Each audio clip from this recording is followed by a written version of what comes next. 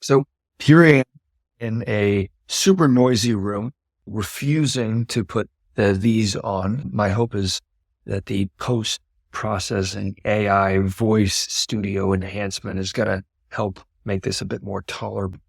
But the primary reason I'm recording this video is because I have to record this video. You see, committed to myself. Maybe you're something like me that you put something on a task list and you want to do something, you know you have to do it, and then you don't. And then you put it in your task list again in all caps and put time in your calendar and you say, I got to do it. And then you don't do it. I become one of the worst offenders to myself for that. Since I know the power of accountability, I'm going to go through the painful process of doing it live on recording. Several years back, I found myself in a similar position. It had to do the same thing and made me some pretty decent progress. I don't want to say it's a shame-based way to approach it, but it's something close. If you don't know, I recently deployed a community for VentureMap. It's done pretty well. This was taken a couple months back. I think we're now getting close to, this is back from July. And now we're at double this amount. I think we're at 64 members in the free community. What's been really exciting is the launch of VentureMap Elite and VentureMap Agent. Those are our paid communities where we do some incredible done for you consulting at light speed and for a fraction of the cost.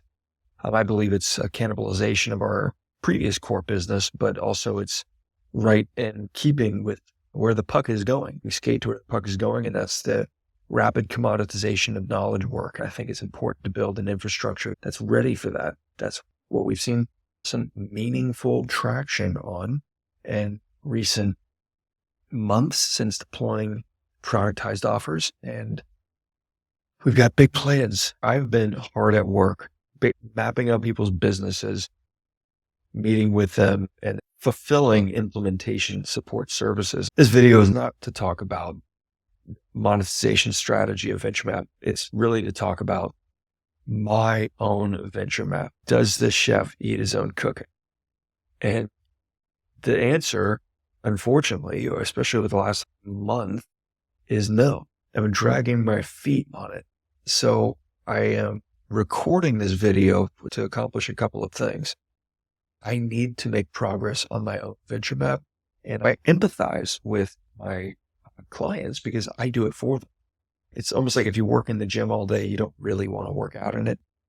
When you're getting paid to build it for other people, doing it for yourself can be tricky. I'm balancing all of that, and I figured the best thing I can do right now is just record the process and be really authentic with the current state. And also just be right up and honest with how I go about doing this type of thing and how I've done it for years, 5+ years since 2019. So I am basically doing a complete refresh of the entire board, the entire business. I've done a significant pivot last quarter, so in Q4, my longtime co-founder and good friend, Mr. Jack Hickler, opportunity to move on. And that was bittersweet, definitely difficult to lose a colleague that I worked full-time with for years. The luxury that comes with that much common ground and shared understanding can't be overstated. Just being able to understand what we're doing and bring it from where it was to where it now is serious. It took a long, it was grueling. Without Jack, it would have never got to the place it is today. It's very interesting, just my experience as a founder. After Jack left, there was a time of grieving for the loss, but I quickly realized, okay, you've got a decision to make. You can either wrap up shop. Certainly I've had that recommendation from more than one advisor over the years. You can wrap up shop and find something else to do with your life. And that would be perfectly understandable, right? I basically decided the whole fractional COO thing caps out at a certain level. You can't make more of yourself and you can't get more time. Even if you're making multi 5 figures from clients, you're still going to reach a place where you're capped out and you're working like a dog. That sucks. I clearly remember being in a position where I was getting paid more than I've ever been paid in my life, with more responsibility than I had ever had previously. And it's like, so quick. As a fractional CEO, so quickly I thought to myself, dude, this sucked. I don't want to do this.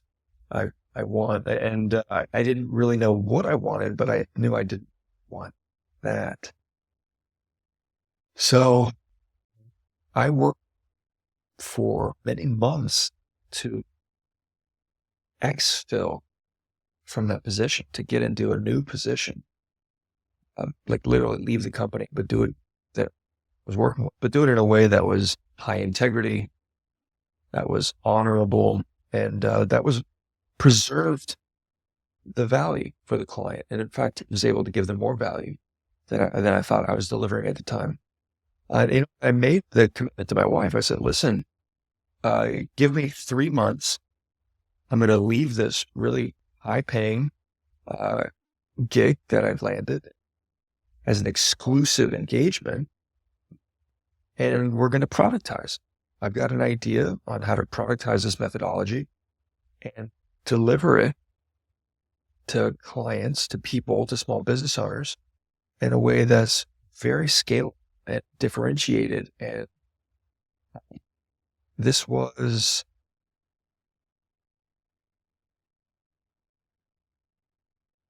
like 2 years ago.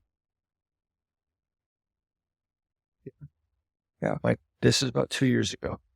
And my wife has always been supportive.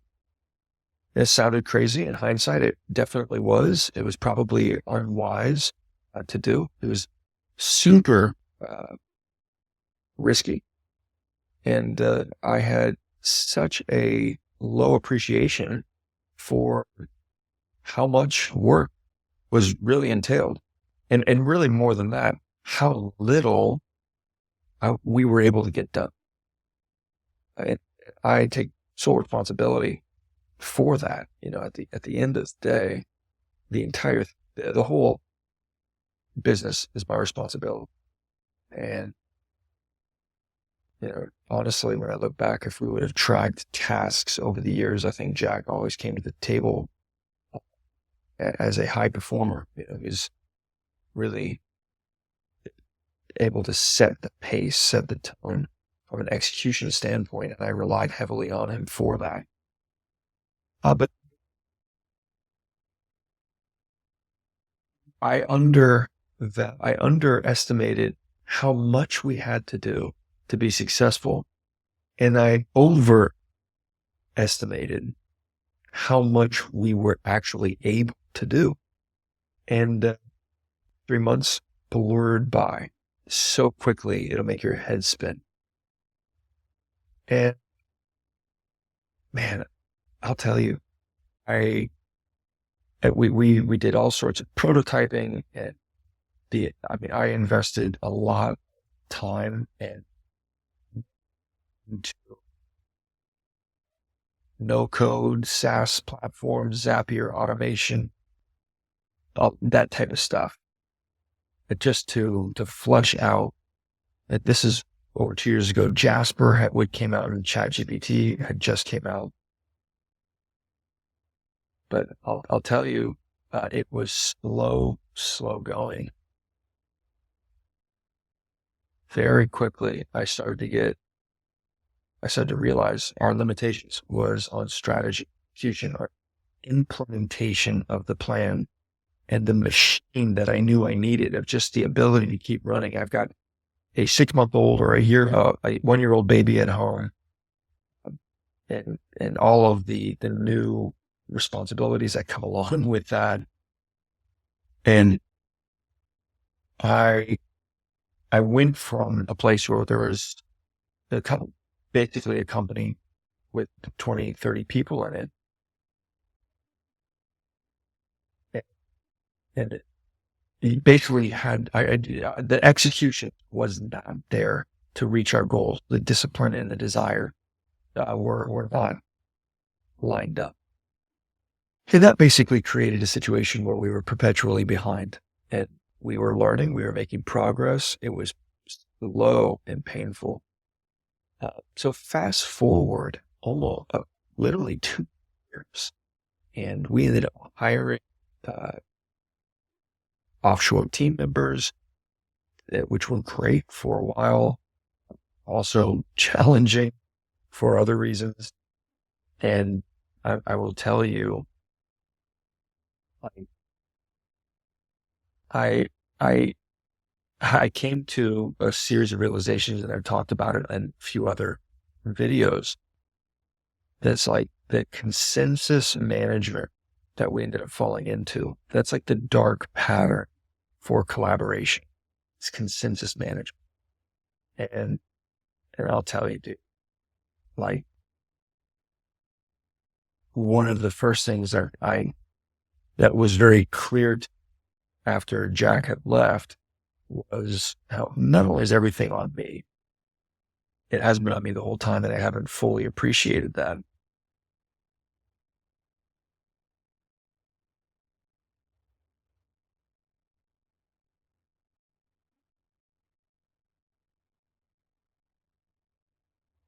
I guess I got a gut check. It's like, I to get after it. I need to work smart. I need to work hard. And I need to work long hours. And now at this point in time, of course, I've got 2 babies at home. So more responsibilities. It's been, right, 2 years is a lot longer than 3 months. And of course, we've had a number of consulting engagements, custom projects, and venture mapping work since then, but nothing that's close the big idea, right? The SaaS product. And even today, we're still so far away from that. And I wonder a lot of the time, dude, to do this for yourself, it began as a necessity for me. And it was only by demand. It was only by demand, literally request, that I ever ended up doing any of this for anyone else.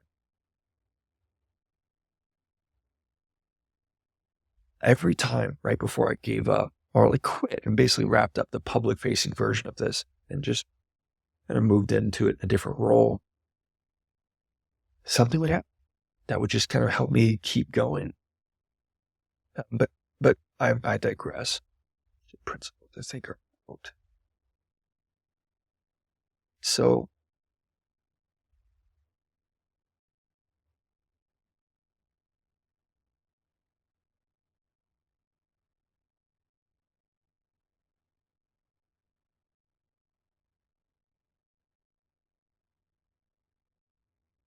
here I am realizing, dude, you need to be better at executing tasks, because if you don't, you're dead in the water. Like, you're not going to make it. And it's just me now. We don't have VAs with co-founders. It's just me. It's actually the first time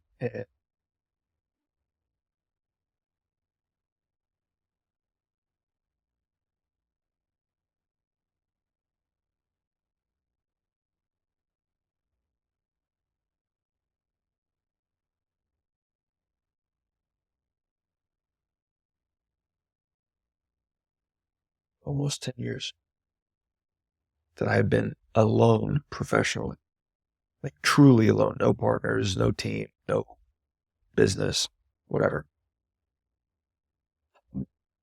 So I prayed, I worked, and I did my best to remember the fundamentals, which is it's not one day or 1 week of just hardcore working. It's about being consistent. So that's what I did. I applied, learned.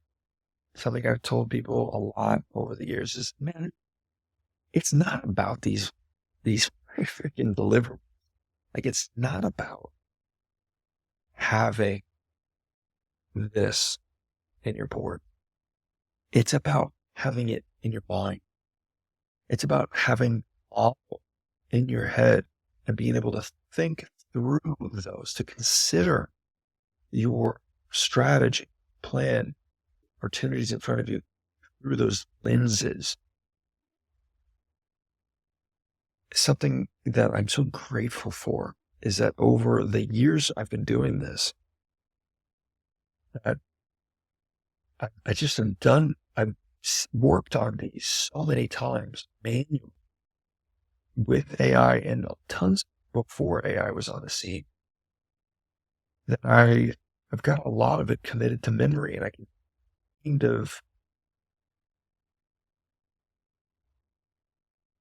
kind of do it. I don't know if they have my sleep because that sounds a bit arrogant. I can do it very efficiently for the most part. I'm always learning how to do better and curating more effective approaches.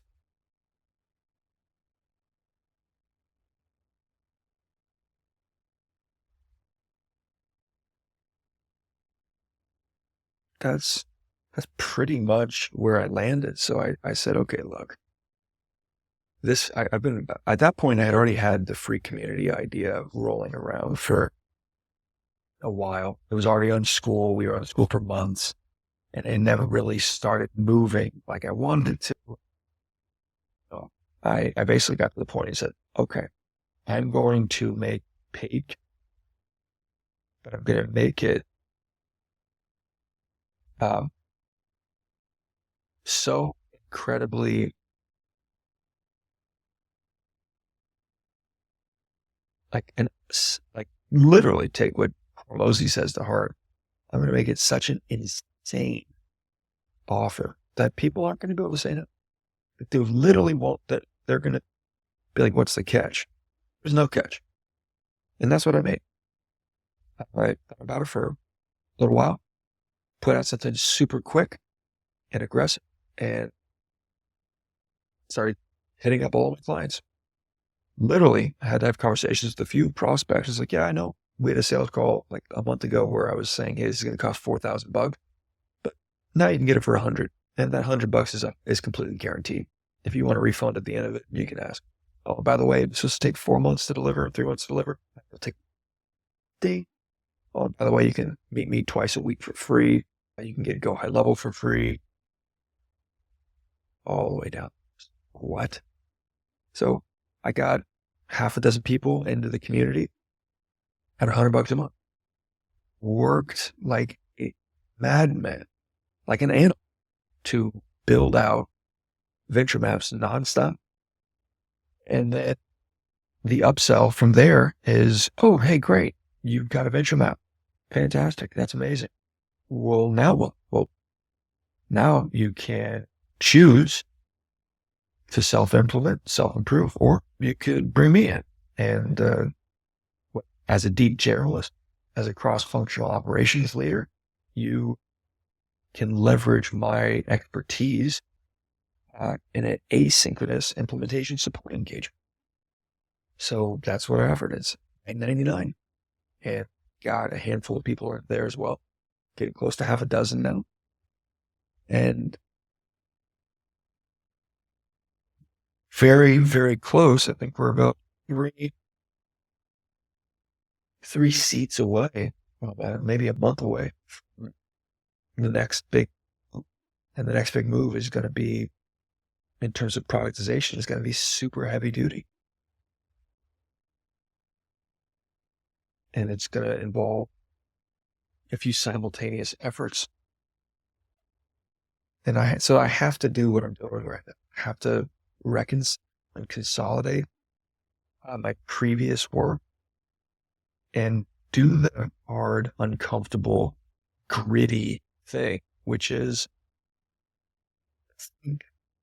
actually think about what I'm doing and make decisions and then follow through on those decisions. And the hardest step is the first step. The hardest exercise in the gym is the front door.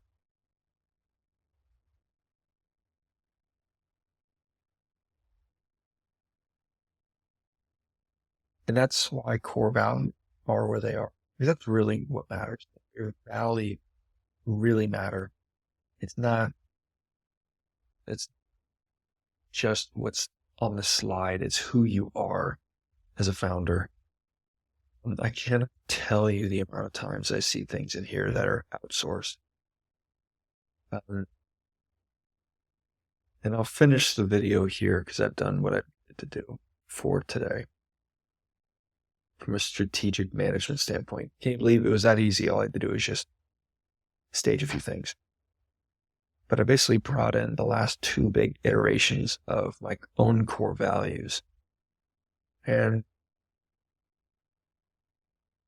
this is what we have. Like strong character, servant leadership, total visibility, real world agility. I still believe that.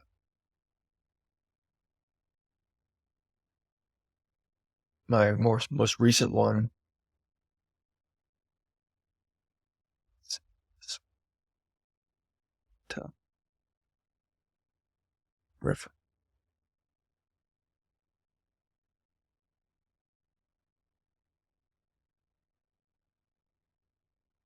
September,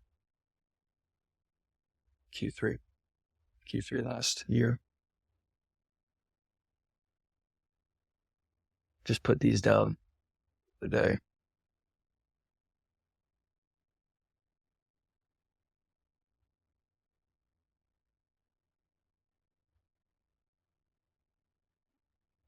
We're working on a book called The Core Value Equation. I know that I have to provide templates, trainings, automations on every one of these deliverables. It's a commitment I've made to myself, I've made publicly to the community. It's something I feel I'm called to do. I genuinely feel like I have to do it.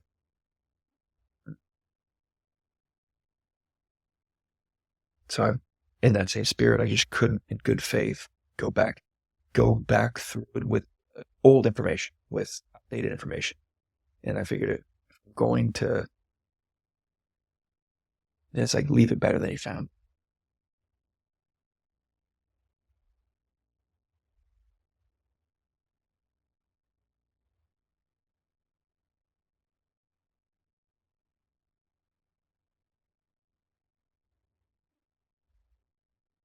So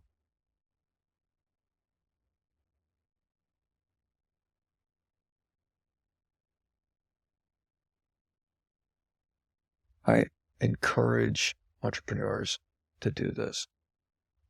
I'm sure that there's contradicting views on this, that there's maybe better things to do. If you don't take 30 minutes once a year, twice a year, sit down and consider some of the aspects of your business. This is the stuff that makes it causes you to really think.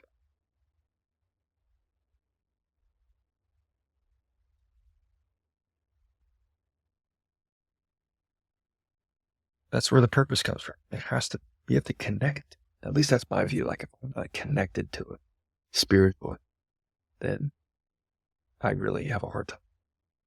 And that goes back to the task execution issue, which is now our core offer. So every single 48 hours throughout the week, every 2 business days on average, I have to execute on tasks that are literally tracked in Kanban and Trello boards. And if I don't, I have to come to the table with excuses, which I detest. So, through great, pain is discipline, as I say. And through great pain and hardship, I building the capacity to execute on tasks like a machine on a regular basis. And speaking that out loud, it sounds humorous to an extent, right? Of course, that's what needs to happen. Just like being in shape. Of course, you have to work out. Doing the reps in the gym till failure. That's the part that separates the wheat from the chaff. That's the part that's the hard, difficult part. So I'm going to need to record another one because I got to jump, but I will just keep doing what I'm doing here. I have to. I mean, I don't think I can do it alone anymore. It's like too weird of an echo chamber. It's sitting down for like hours and hours. It's like between you and me and posterity and the AIs on the call and everything else, it takes like, at this point in time, probably 6 to 8 hours on average to produce a venture map. Probably more, to be honest. I'm trying my best to track it accurately. It probably takes 10 hours if I do it right. The last couple of ones, I've been sweating to get it done, which is a good thing, right? I'm working within the constraints and forcing myself to get more efficient. But I think 8 hours is probably a healthy estimate right now. So sitting down over the course of a week during 8 or 10 hours, and that's not including the live meetings, of just like hammer away at GPT and Miro and Gamma and 11 Labs and Loom and everything else, just to pull this off and to know in my, like, in the deepest recesses of my heart that the likelihood this person ever looks at this crowd is like near zero. And time again, that's what ends up happening. They don't look at 80%. They really only gravitate to the growth plan, and they gravitate to top of funnel traffic, maybe for content. That's it. But I do it because I'm doing it for something bigger than myself. And I want to be able to look at my son or look at my daughter when they're older, and I can say, I had a vision, I had a belief in my heart, a conviction that there was a calling over my life, and there's a purpose for the work that I committed myself to. It was more than just selfish ambition. It was more than just status, recognition. It was for more than just putting food on the table. It was for bearing the torch on behalf of this generation, just continuing a long-standing heritage and tradition of management best practice, and to bring to life the thing that I desperately wish I had, which is a unified system for business, a truly unified, holistic, comprehensive approach to running a small business, to running a company for yourself that doesn't imprison you, that doesn't crush you, that the autonomous machine. That's been the vision for so. And if I'm able to leave that to my children, that capability set, that I would have done the work of my hands, the work of my life would have been successful. And in the meantime, being able to prove that with all the great people that are in our paid communities.